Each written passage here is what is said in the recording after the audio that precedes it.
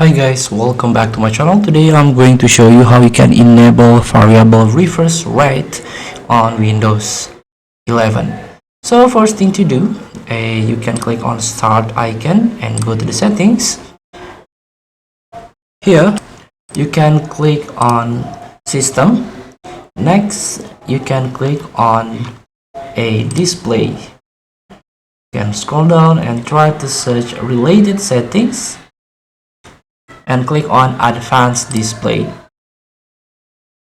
Here you can choose a refresh rate.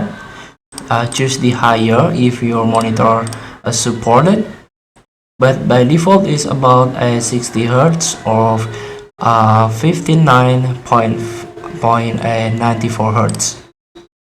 And let's get back. Now you can click on graphics. Here you can click on change default graphic settings. Here we go. You can turn this on. When possible, get a higher frame rate and reduce screen tearing in games that don't support variable refresh rate.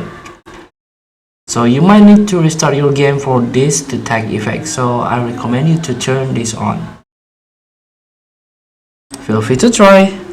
Thank you for watching. Don't forget to comment, like, and subscribe, and click the button below. See you in the next video.